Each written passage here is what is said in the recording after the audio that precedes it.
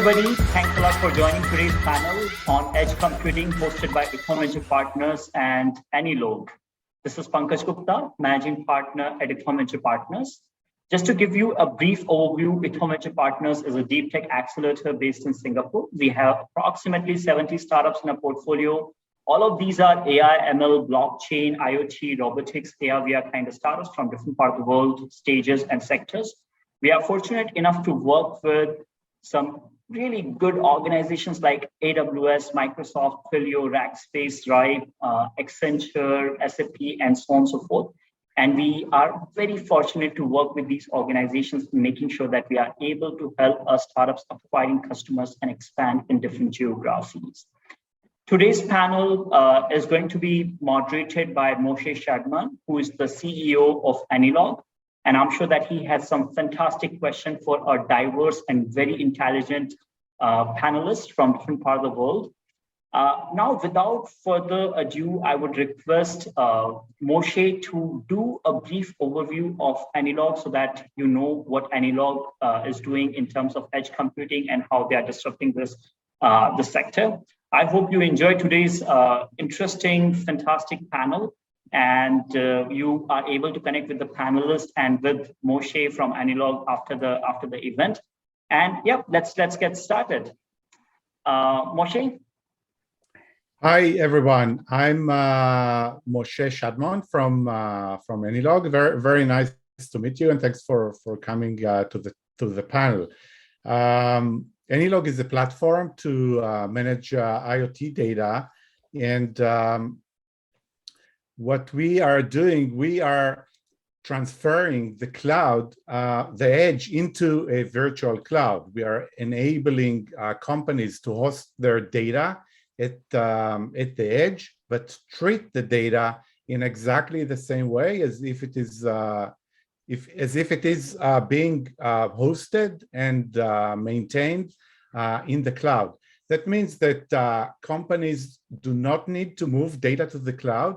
They could just run their applications, connect to some virtual network that exists on edge nodes, and send their queries and get their data back from all the edge nodes in exactly the same way that they would do it if the data was to be hosted in the cloud. And by doing so, we are changing the edge to be a cloud, a virtual cloud. You don't need to move the data to the physical data center. You could create a virtual data center or virtual cloud that would serve you in exactly the same way as if your data is hosted in the cloud.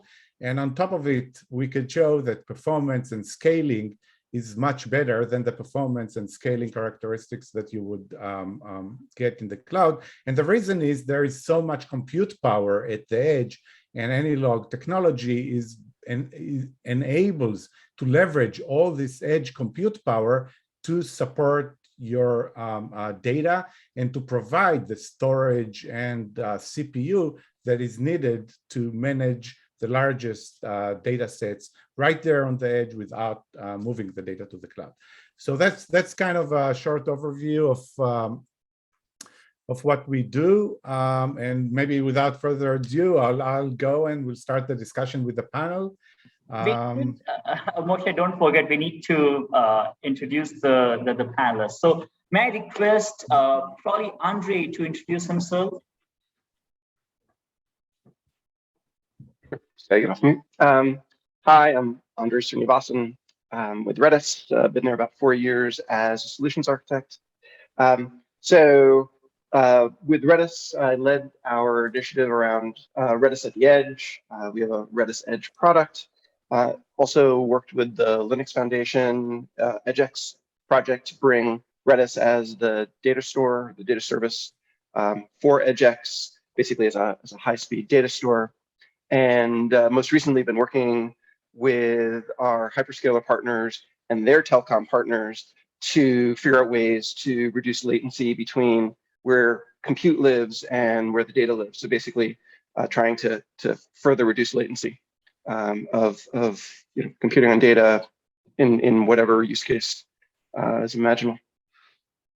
Thanks a lot, André. Really appreciate your presence today. Arno? Hi there, my name is Arno van Huyssteen. I am the field CTO for Canonical's global service providers segment, and we focus on helping operators and mobile telecommunication operators specifically to deal with the complexities of everything from cloud and edge to highly distributed compute, orchestration, tenant space, workload orchestration, automation, activities. So Canonical might not be that well known, but we are the company behind Ubuntu. Maybe that is a little bit more well known. And I'll hand back to you, Pankaj. Thanks a lot, Arno. I'm sure it will become more well known after this panel today. Thanks, Arno. Brian. Hi, everyone. I'm Brian Van Voorhis, and I'm with the Virtual Edge Cloud Business Unit within ADVA. Our focus is on providing the network OS for the edge compute nodes and some centralized management and orchestration software. So I think the perspective that I'll bring in would be more from the product management side oriented, starting from the customer edge location coming in. Looking forward to today's discussion. Fantastic. Thanks, Brian. Really appreciate it. Munib? Sure. Hi, everybody. My name is Munib Minhazuddin. I am the Vice President for Edge Computing at VMware. So I lead the product line in the business and for Edge Computing at VMware. I've been here with VMware for about 10 years and helped VMware evolve from just a hypervisor to software-defined data center and the multiple clouds with all the hyperscalers. And for the last year, I've been building out the Edge business unit. Fantastic. Thanks a lot, Munib. Ravi? Yeah, I'm here. Yeah. Hi, so I'm Ravi. I'm from Minfy Technologies. You know, we are a born in the cloud company. You know, we started with AWS. We are one of the largest data center migrators for AWS and in India, and we also do Azure around. So we have seen cloud from the implementation of clouds from a very close quarters. You know, we have seen hundreds of use cases that we have worked in, problem statement, customers. You know, so edge is something definitely that we are looking at solutioning, and it's definitely it's going to be the future of this. So here I am. So wonderful. Thanks a lot, Ravi. Now back to Moshe. I'm sure he's going to use all his hot and sizzling questions very well. Go ahead, Moshe. Yeah, great to have you all here. And I'll start with the first question, which is what are the most painful challenges that IoT edge computer leaders are concerned about? And maybe we'll start with you, André. Sure, thank you. So I think, just simply where to get started. So you go to an interesting show. You see someone using a camera to do some sort of workplace safety enforcement using visual detection, and someone's not wearing a hard hat when they walk into the area. We think that's where I want to get started. And then you realize, wait, I gotta hire how many data scientists, and how do I model this? And I'm like, okay, well, let's get started in we'll aggregate data, and we'll do big compute and solve problems that in terms of truck rolling and logistics, and just sort of that initial thrash. How do I get started? Where do I focus my energies? Where am I going to get the biggest return on investment? Yes, thanks, André. No doubt, data at the edge is a big issue with a lot of questions and a lot of challenges around it. And maybe Brian, do you want to say, how did you look at those types of? Well, a head nod to some of the points André is making, but along the same vein, I was thinking just the breadth of technology that can be involved. We've done a couple of field trials with customers in Europe on 5G. Really, it's really exciting stuff. It's bringing it into co-worker environments for robotics, telepresence, energy management. But the breadth of technology, you got, radio placement, you've got the ORAN architecture implementation, you've got virtualized functions, containerized applications. You've got to pick suitable edge compute hardware, address the security concerns. And so it's a big breadth. And in fact,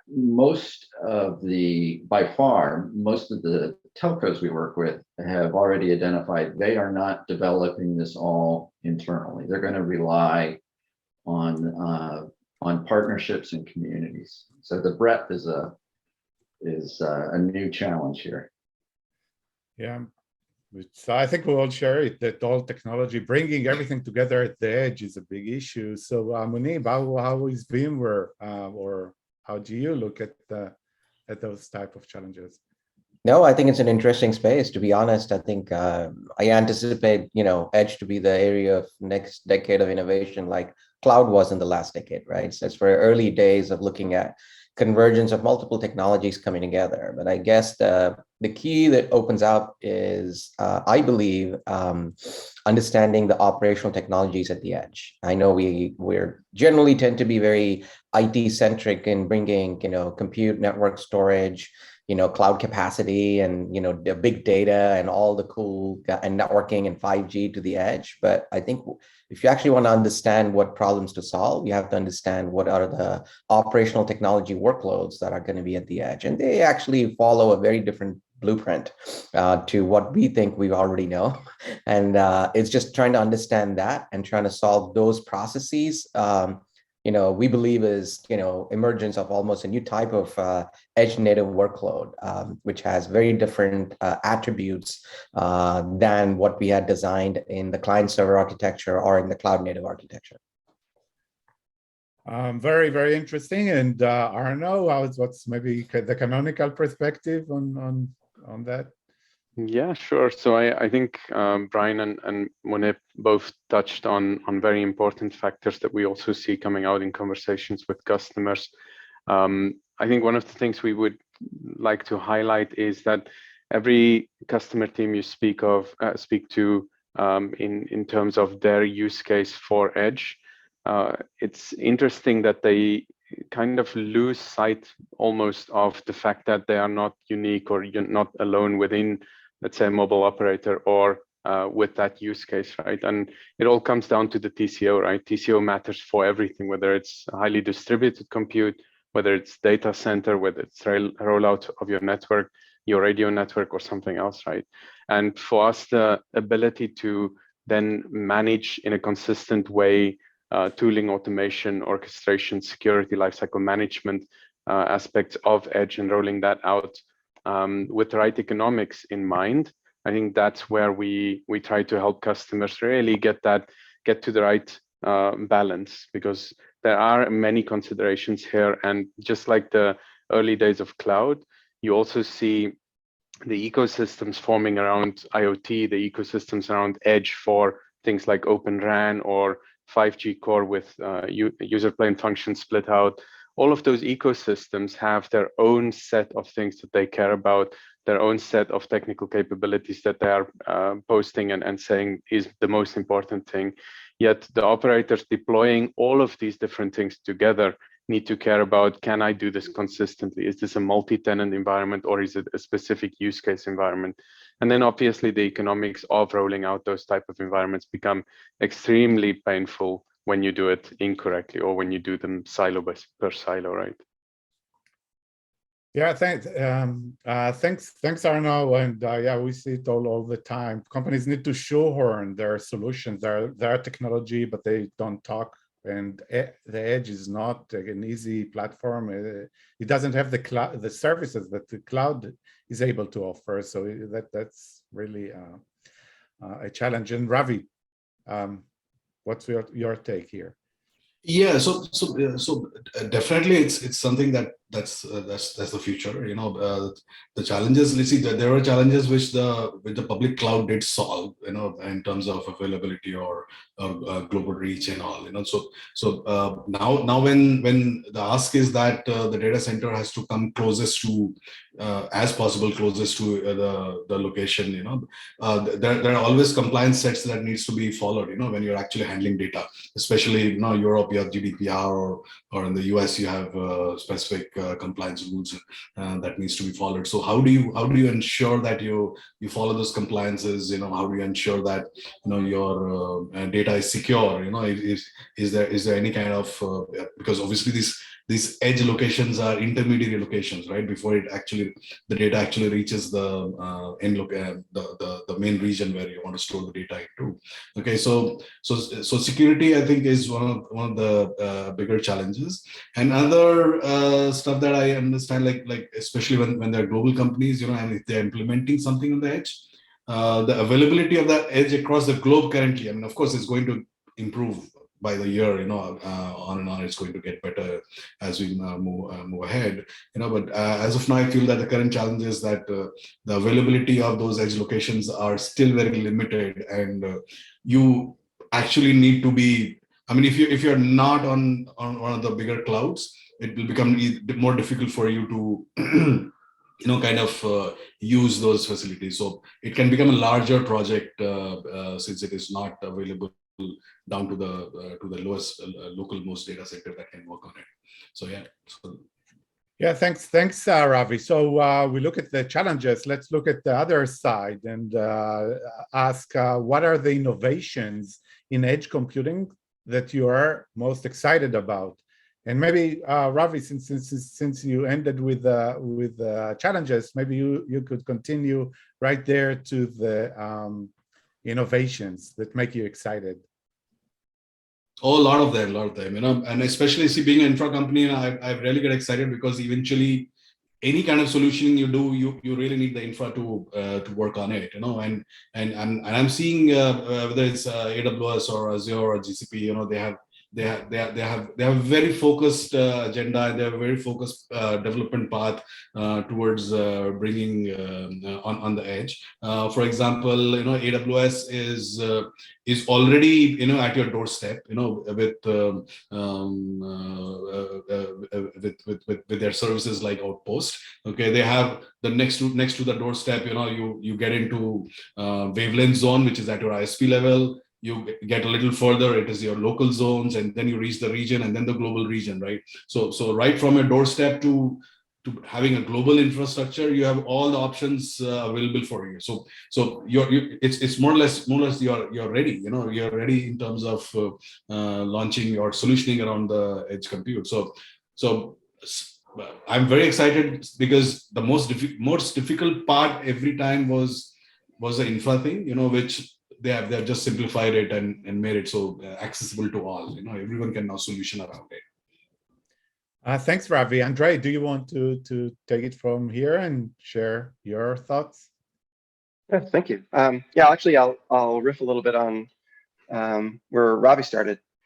So for me, I mean, the innovation is actually more of the paradigm shift in thinking. So if we rewind a little bit, where did we start with IoT? We were scanning RFID tags with these big doorways and sliding things through, hoping that we caught everything.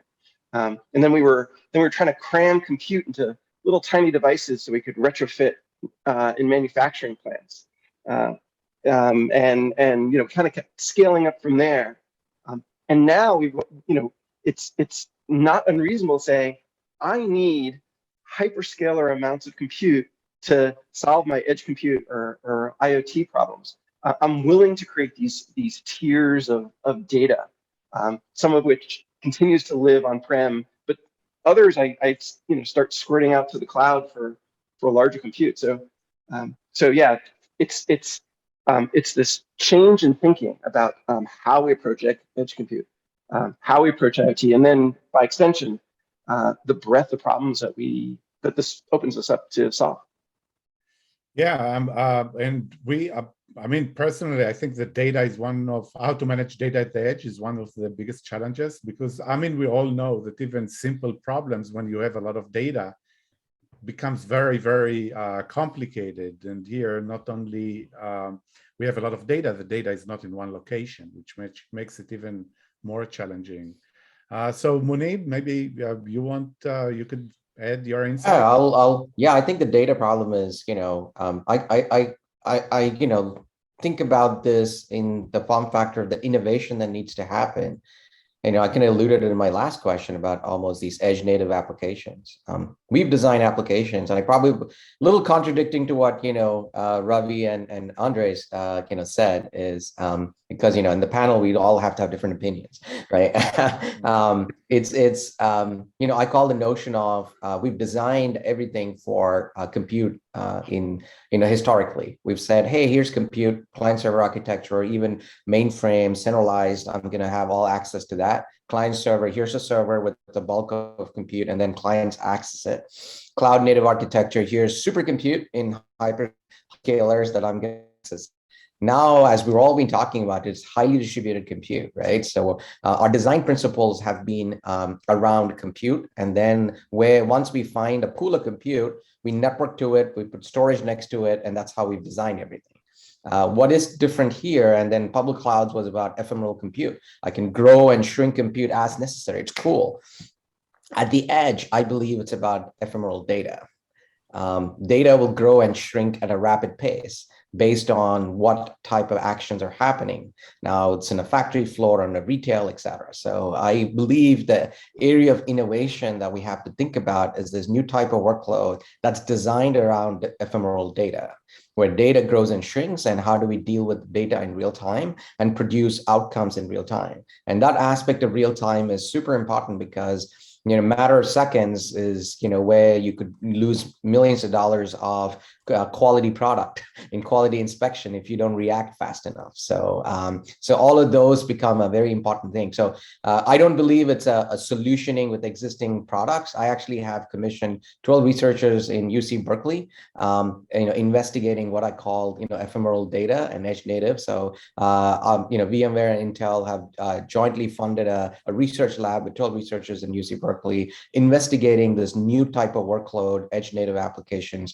to be designed around ephemeral data, because we almost, what I've encountered with early customers who are trying to do edge computing is they're spending 3 to 4 months refactoring, replatforming the applications they've actually built in the public clouds, be it on EKS, JKS, whatever, form factor, GKE that they've built on to run it at the edge, because they're refactoring, replatforming, because they just can't keep up with the data, and they're trying to solve it with big data problem from the cloud, but I actually don't think it works. That's why we're commissioning very fundamental research in this area, because I don't believe trying to fit IT-like style is gonna cut it in this edge.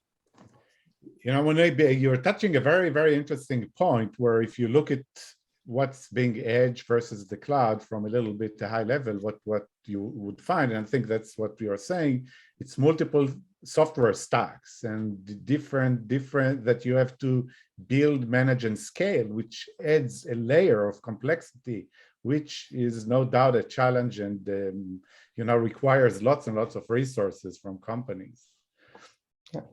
Brian, maybe you could share.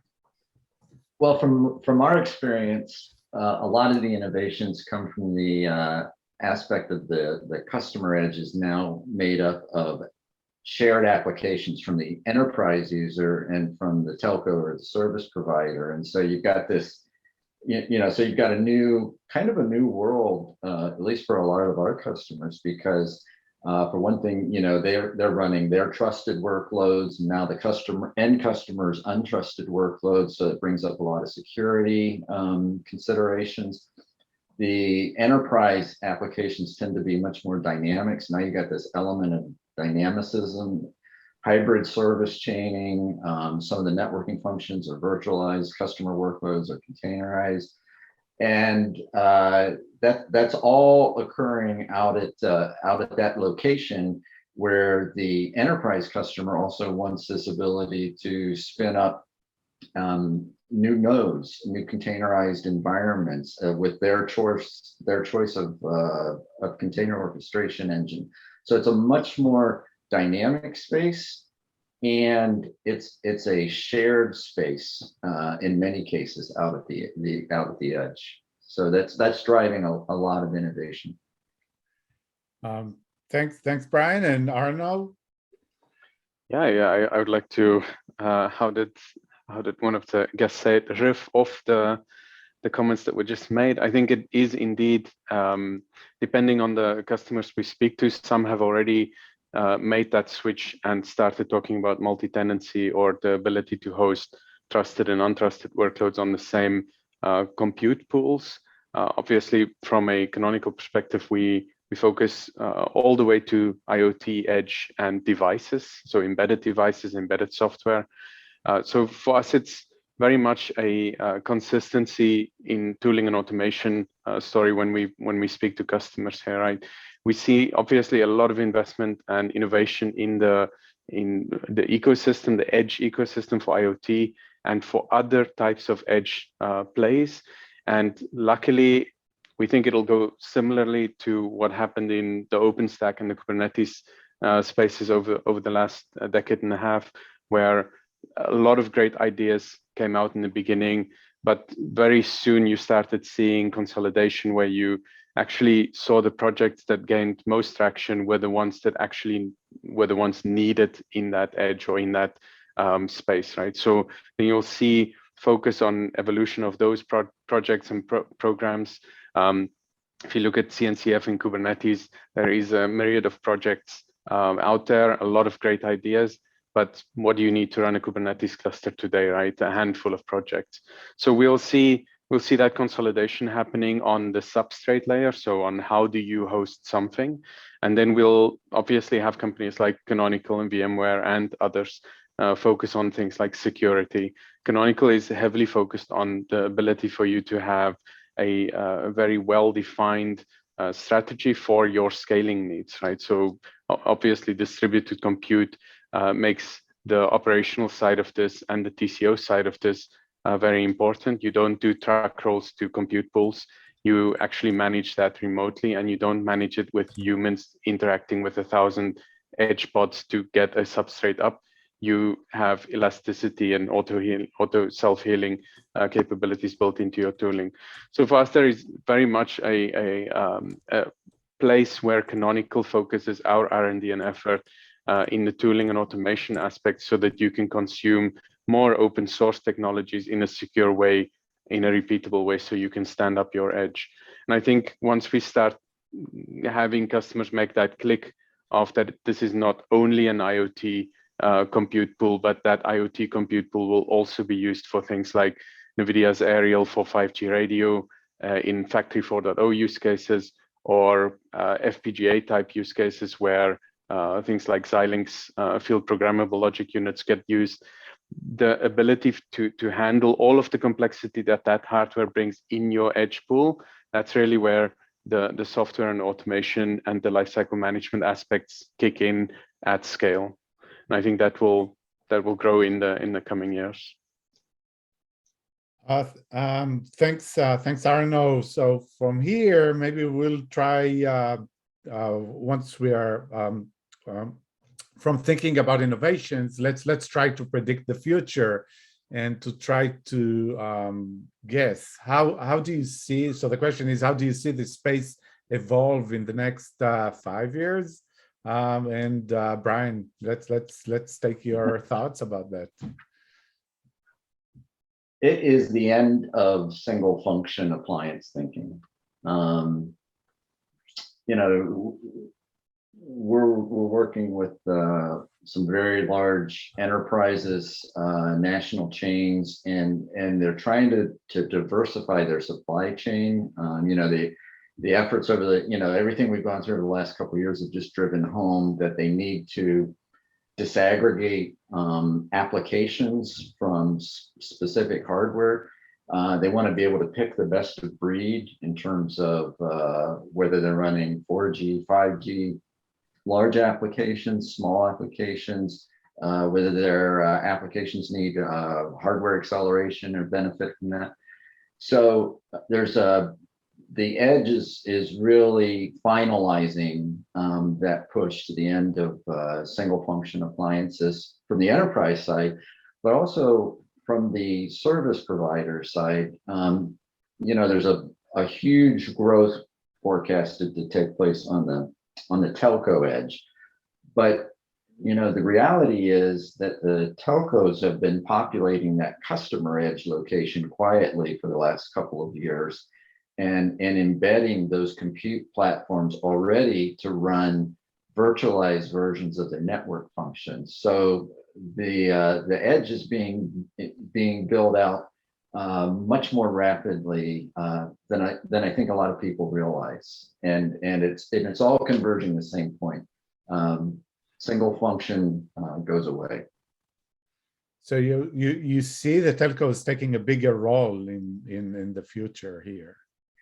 They definitely want to, and my opinion is they need to if they want to control some of their future. I mean, their customers want multi-cloud capability, and so I think the telco's role is they can enable that infrastructure. Rapidly building it up, tearing it down, but yeah, they need to control a little bit for their own future. Munib, what is your take here? Yeah, no, I think convergence, but I'll make a comment on Brian's telco comment. Is I actually feel the opportunity is ripe for the telcos, but I also feel it's a challenge for the telcos to move in because they're very used to dealing with network functions, not enterprise IT workloads. So that's almost, I almost feel that you need to have a marriage of a telco with an enterprise SI company so they can actually credibly go after the space. But just passing on the comment to Brian said, I actually feel the convergence. Yeah, I think you'll get consensus on that. Yeah, absolutely, because they just struggle on that side. But I see that convergence happening too, right? I believe in the next 5 years, as I've said, IT and OT need to converge at the highest level. But even within IT that I broadly call out, there needs to be convergence of enterprise, IT software, folks like that, telcos, colos, CDN, hyperscaler solutions, all of those need to come together and converge. And what doesn't exist today, and again, this is crystal ball gazing. We almost, and I draw the parallel from 15 years ago, how cloud, because early days of cloud meant everything. There was no very clear demarcation of an IaaS or a PaaS or a SaaS layer. So we have to almost get to the same, as an industry, we have to start defining what does that edge infrastructure, platform look like. Now, this could be a blend of, telco, just like, Brian was saying, it could be, at the edge, the edge infra is more, compute design on top of network-like assets, right? Slightly different, but I have to standardize across what is edge IaaS look like? What does an edge PaaS look like? What type of platform services? This will be a mixture of both infrastructure, application, network functions that we have to almost mix together as a platform, as a service, because highly dependent on where you deliver these workloads. And a lot of times there's network functions involved if it's on a telco environment. And ultimately then, what does an edge SaaS look like? That'll be very big data, AI, ML heavy, right? So we have to, as an industry, converge in the next 5 years to define these 3 layers, right? Edge, IaaS, PaaS, and SaaS. It'll look very different to what we did it in the public cloud environment. This will be very network dependent, real-time dependent, et cetera. So I believe as an industry in 5 years, we have to get to those definitions. Thanks, Munib. And André, do you want to share your thoughts? I think I'm going to sort of keep building on a theme. If we look at cloud native today, we can, not all the time, but times we can stop worrying about the infrastructure and just start building these applications, and we can, hopefully more often than not worry about where I'm deploying. I'm on-prem. I have aspirations to get to the cloud. when I'm ready to go, I deploy to the cloud. My data can be synchronized. I can go. I'm hybrid cloud, multi-cloud. It's this neat abstraction, so I can really just focus on what I'm trying to deliver, my applications and data. And maybe this is just happy thinking, but I would really like to be able to do the same thing. And maybe we get edge native, where I just start thinking about these low latency applications I want to build. Some of the data needs to live closer, or the compute needs to live closer to where the data is. Other data is interesting, even though it's older, so we can maybe get moved into another component of this. I've invented a term, maybe edge native platform, and really just comes back to, at least for me, being able to just think about the application. So I don't worry about I don't worry about all these layers that we want to define. And instead, I'm building on top of that, and all of that infrastructure just makes building easy. Thanks, André. And Arno, do you want to share your thoughts? Yeah, I think André's got a point there in terms of not wanting to, if you're an application developer for IoT applications or any other type of distributed compute application, you should not really have to worry about whether your application will run or will not run on essentially a substrate, right? So the ability to stand up that substrate, that's something that even the big guys are worrying about, right? And even if you think today, if you look at Greengrass or you look at AWS Outpost or the distributed cloud edge from Google, all of those have some similar, I would say, pain points in terms of getting the hardware stood up so that then you can put down a substrate, software substrate, whether it is running a container on an OS or Kubernetes on that operating system, or even going as far as bigger compute pools where you want virtual machines combined with containers, combined with the Kubernetes cluster, combined with some kind of storage, right? The ability to manage that level of substrate complexity really comes down to something that one of the panel members said earlier, right?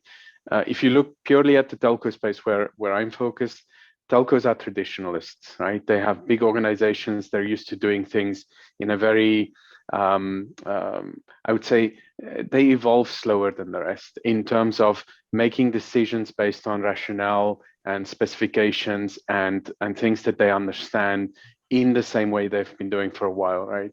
And to get that level of mindset to change into the place they need to be in treating those highly distributed compute pools just as some infrastructure managed by some automated deployment mechanism where lifecycle management is taken care of by automation. It takes some doing, right? The organizational change for this has to happen. Now, once you get there, once you're happy and once you've shown the appetite for things like DevOps and orchestration, then obviously it becomes easier to consume and roll out your highly distributed compute architectures so that you can offer to third parties the ability to stand this up. And I think it's a combination play, right? There are ecosystem members that focus specifically on the substrate. There are ecosystem members that will focus on the application side, but there is an intersection there of what is made available to whom in what kind of modularly abstracted way, so that the application vendor does not have to care what OS they're running on. If the container runs on an Ubuntu kernel or a CentOS kernel, that is where the intersection points are that we have to make easier, so that application vendors can just say, I need a substrate, I need to host 10 of these containers, they need to be networked in this way, and they need to be load balanced, right? And then obviously coming back to one of the points that another member made here, the networking aspects, right? Highly distributed compute just means it's distributed. It doesn't mean that it is disconnected from each other. Application state awareness is an important factor for things like user plane functions. Like 3GPP within telco have spent many years on separating the control plane and the user plane functions for 5G networks so that you can deploy a UPF with no stateful information for session. Now, once we get to IoT, that statelessness is one of the benefits. You've already done the hard work on the substrate and the networking and ensuring that things are connected across many different of those types of compute, but you need to expose it in a usable way, right? And I think that's really where everything is heading. Everyone is kind of consolidating all of these wild ideas into stuff that works and stuff that would be nice to have. And then once you get to a workable deployed model, you can iterate, right? Just like any startup does, minimum viable product, iterate over time. Thanks, Arno. Yeah, I mean, I think as well, and then AnyLog, that's what we are doing. We're trying to deal with the data layer and make it transparent, even though the data is distributed, be able to deal with it as if there is no decentralization, as if everything is located in a single place, and make things easy. And I think that that's something that all the companies, everybody is feeling that needs to be there. Ravi, do you want to share your thoughts? Yeah, absolutely. So I actually, what André was telling about, he's basically talking about the convergence of the cloud into the, into the edge. Which is a very interesting thought. I was really, intrigued by what he said. Given that they're coming, and if you can run kind of native stuffs onto the edge, the edge would have already become as big as the region, on the cloud. So that's a very interesting thought process, and I'm pretty kind of convinced about the growth of this as it is moving on. The people are definitely going to expect a lot of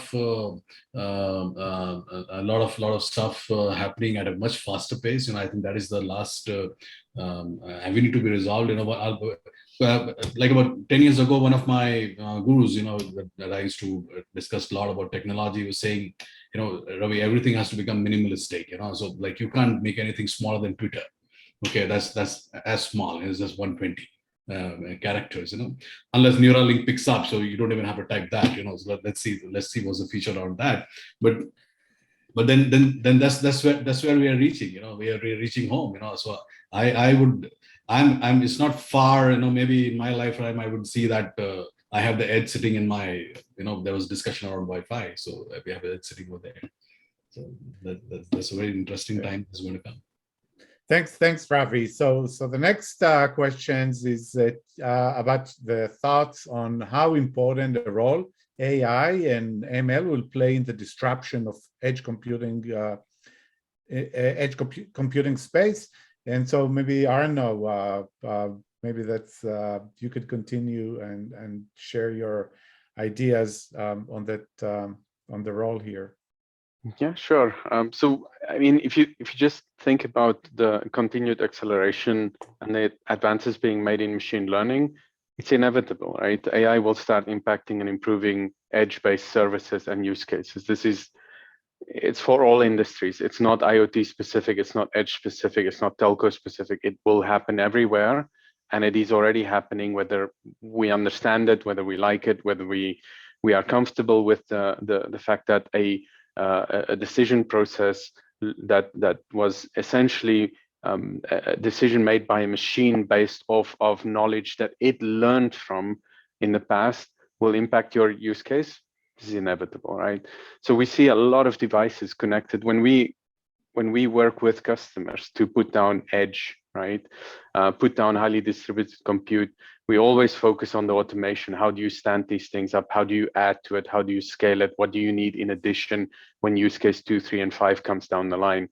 And we see a lot of types of different metal being put down in edge pods already, right? Even in the big telcos, you'll see investments for things that are not yet being no services being run on them, but you have the ability to put in everything from GPUs to for 5G mobile networks. We see NVIDIA's Aerial product in a box for mobile private networks in a factory.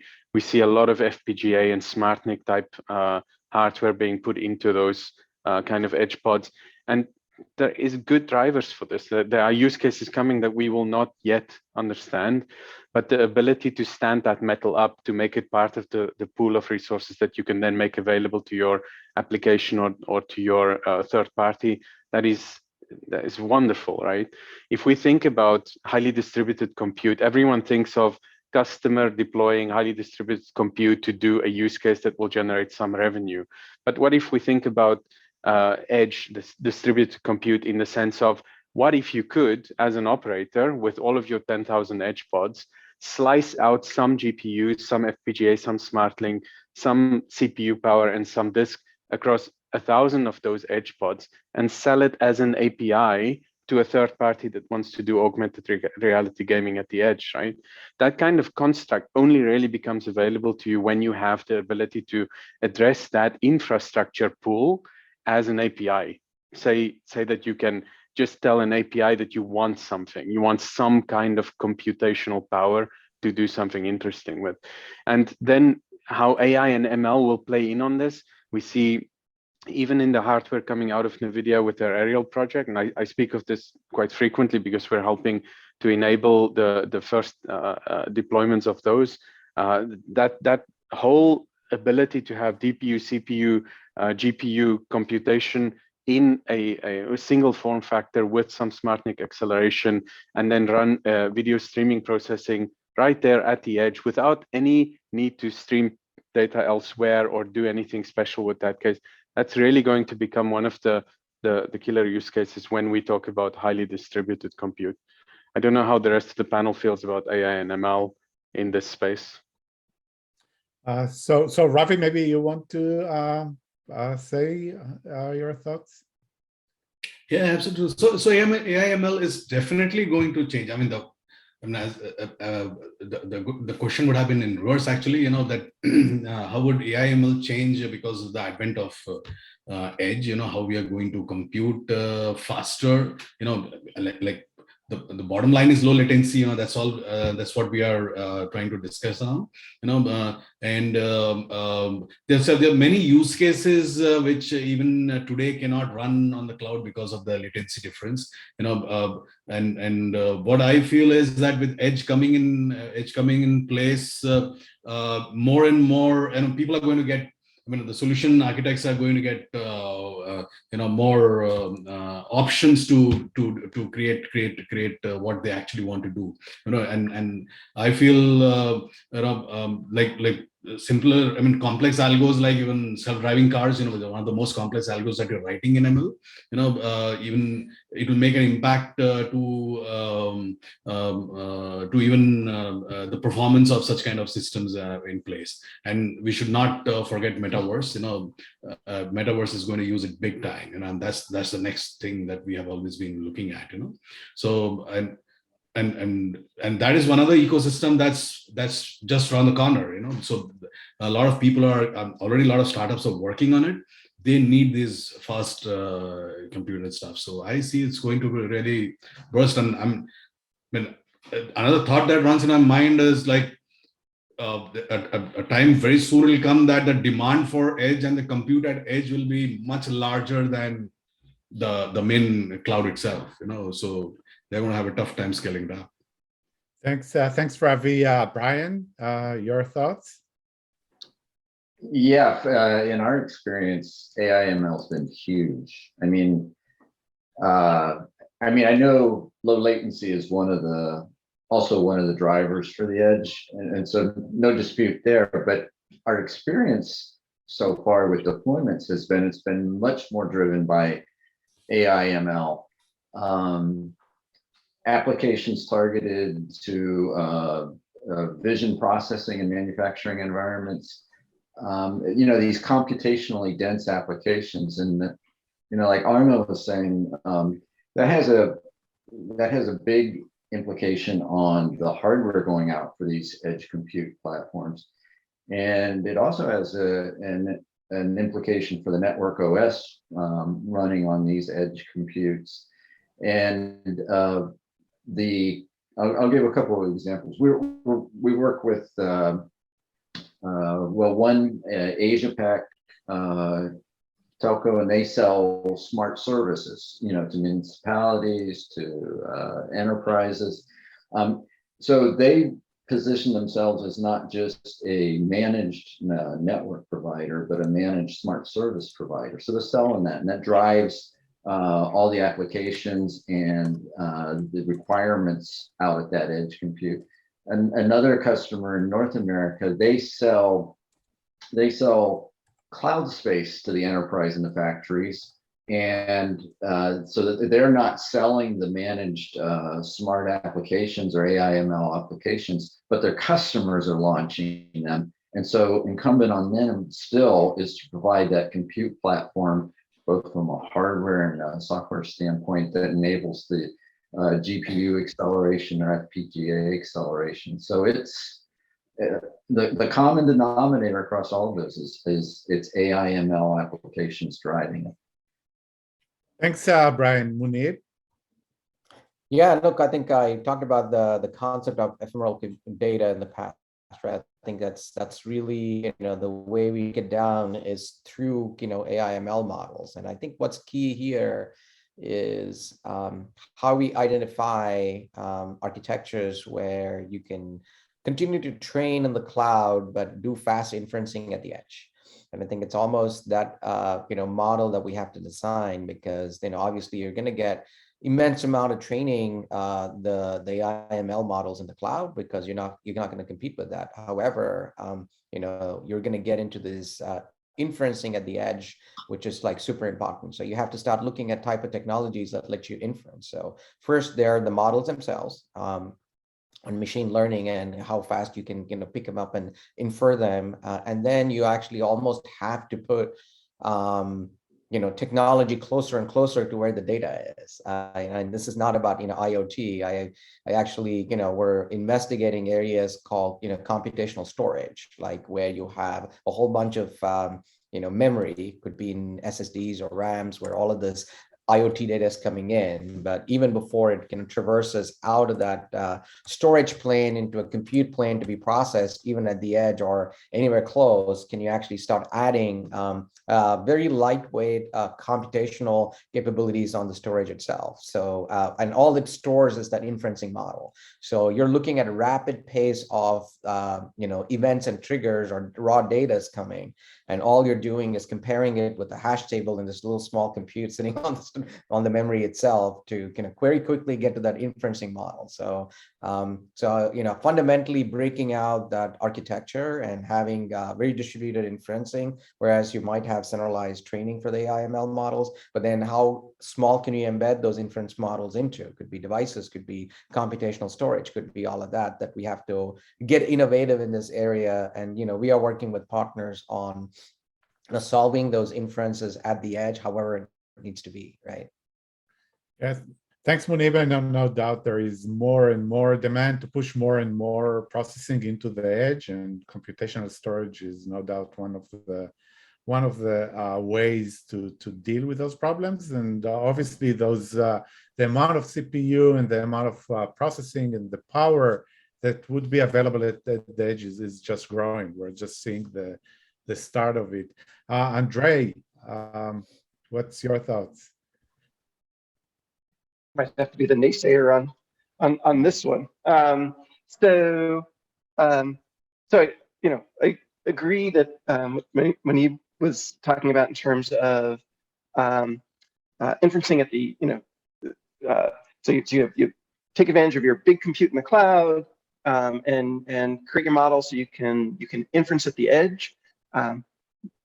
The moving part that we're seeing as still evolving and needing to be solved is the complementary data so that you can inference at all. So this idea of a feature store, basically the data that's needed to figure out something as mundane as, is this a fraudulent transaction? Should I give an offer at checkout? So being able to have this set of features that I can feed into the model, so that I can get an outcome that is based on the circumstances in the moment. And the challenge that we're seeing, at least, is we can train these models in pre-production. We can build all these moving parts. We end up with this beautiful engine, and then we bring it into production, and we actually don't have the right data, and we don't really have the processes to populate that online feature store correctly so that the model runs correctly, and we don't have the pipeline to roll it back, or to realize, oh wait, there was this a couple of days ago we actually had the right data in the feature store. We need to actually rewind time, get back to that point so the model is running correctly again.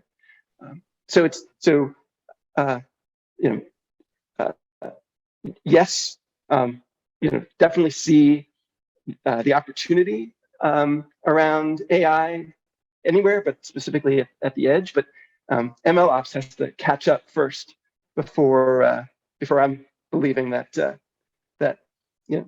solving, like I said, these mundane problems becomes something repeatable and scalable. Thanks, André.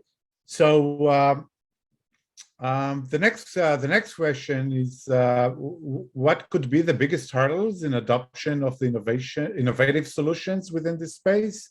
And Ravi, let's take your thoughts first.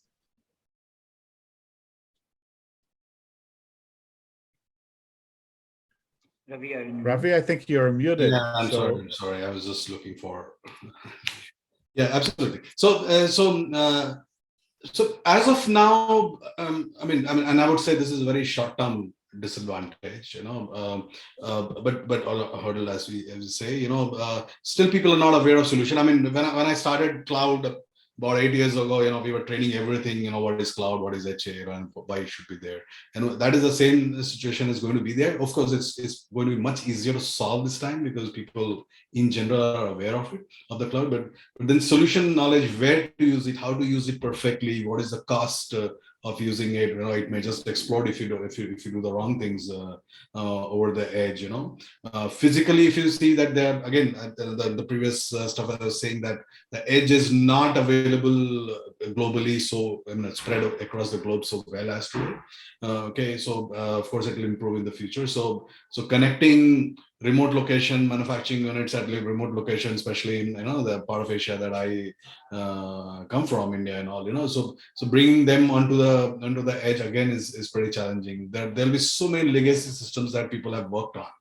Okay, I mean these are all going to start new thread of app modernizations and new threads of resistance to modernization, or a new way of thinking, from a solution and architecture perspective. So yeah, as of now they are, but I feel these hurdles will get crossed very, very fast. Thanks, Ravi. Arno, would be great to hear your thoughts. Yeah, I think when we speak to customers, especially ones who want to do really innovative things in this space, we see two big groups forming. Some are extremely advanced in their approaches around DevOps, automation, and tooling. Others really have not gotten there yet. They're stuck in an older school, I usually call it analysis paralysis phase, where they would overanalyze for a year before they would make a decision, and then by that time the technology's moved on. They don't build iteratively. They get stuck on proprietary software or fall back on enterprise-wide deals that they have with vendors that are not in the cutting edge part of this space. And for those ones, it usually ends up going really slowly, right? So I think an organizational mindset change. We've seen very successful customers use what's commonly referred to as a burning house construct, where they would take the old company and set up a new kind of team or new company, and then cherry pick the right type of people out of that company and start this new kind of innovation or Team X or whatever it is to really kickstart that initiative and then show the benefits, both in the economics, the approach, the technology, all of these different things, the things they would like to see come together, right? I think, and also for suppliers and consumers, both of those need to become a lot more comfortable with extreme automation, extreme open source use, security, and then stepping away from the fact that a human didn't make a decision. A lot of people have issues with this. They do not trust machines, never mind how well they understand them sometimes. And yes, you should build in guardrails. Yes, you should absolutely have a big red button you can press to stop all of it. But so the recordings. Ultimately, the ability to understand and be comfortable with certain technology types in spaces where it is absolutely crucial and you don't have a workforce of 10,000 to go and execute is super important. And we also see the customers sometimes have, especially in the more advanced topics, especially AI, ML, automation, orchestration of infrastructure as code, we see them having issues with technical skills gaps in teams where they would like to execute and they feel that these people can, but it takes some time, it takes some motion to get there. I think all of those things combined, the technology will get there, right? Like if you have a plan and a team of developers, you can make something work. I think getting to the mindset of accepting that the technology is now the way to do it, that's sometimes still a little bit of a blocker for them. Thanks, Arno. And Brian, your thoughts here? Well, one big hurdle is not a technology one. It's everyone's playing a little bit out of their comfort zone. You know, the hyperscalers definitely have the cloud experience and the data center infrastructure, but they don't have as much of the experience out at the telco edge or a customer edge. And it is a different world there in terms of power cost, networking. The telcos have the experience out at that point in the networking with those customers, but they have to develop, like Munib said, they have to develop new relationships. It's sometimes different decision makers, and so everybody's got to play a little bit out of their comfort zone. I had one customer I was talking with about this, and he said, "Don't worry," he said, "we have the location, we have the networking, we'll develop the relationships." And so, but it's going to be interesting. Next couple of years, we'll see. Thanks, Brian and Munib. Yeah, I think you know, it's an important trying to kind of, you know, the key here, the hurdle will be somewhere, I fear, that people solve these problems in their silos. People will go solve, like, as I said, we're all going to converge at this technology together, right? But I fear telcos will go solve their own thing for the edge, you know, hyperscalers will solve their own thing, and IT will go solve their own thing, and OT will go solve their own thing. So my biggest concern is in the hurry to get this solved, everybody will tune this for their own persona, and then customers at the end will be left with a massive system integration effort to kind of bring it all together. So I actually believe it's, you know, people will do the right thing to solve a problem, but they unfortunately are, you know, thinking siloed in their own kind of space. And you don't suddenly expect them to wake up and understand each other, you know, other people's, you know, mindset or persona. They'll go solve it. But my fear is they'll go solve it in their own quirky way, and then you're left with having to integrate all of this at the edge, and that is my fear. It's not less about technology; it's also about, you know, who you think about and care about. So I think, and then it'll all become super hard, and then you'll have large system integrators wanting to do an entire business process reengineering exercise to come and do this. We've seen this movie before, so that's where I fear that if we don't go, you know, have a standardized way of looking at this and architecturally solve this, it'll become a very bespoke one-off large corporation enterprise project that integrators are building this all together. So that is my biggest hurdle I see, that we don't see those convergence happen. People just solve point problems. Yeah, and no doubt. I mean, this is a very existing problem. I just ran to a Gartner report that points exactly to that issue, that all the solutions at the edge, or most of the solutions, are very siloed, looking at specific problem, and you cannot deploy them, or it's not generic enough to take a solution and deploy it in multiple places. Every time it's dealing with a specific problem in some kind of a proprietary process. Which is okay in the early days, but if you have to stabilize this as an industry, as edge computing will become like cloud in the next decade, we'll have to standardize it. Yeah, thanks, André. So, yeah, I mean, I guess I'd almost summarize it as we need to find what this word edge means. I mean, I think, so when even here in the small group of people, I bet you that sort of there's like what 12 squares. I bet you there's 12 definitions like right here. Part of coming back to this idea of solutions being tuned for specific persona. I mean, it's because that's the definition of edge for them. So yeah, I'll just summarize it as we need a definition for edge.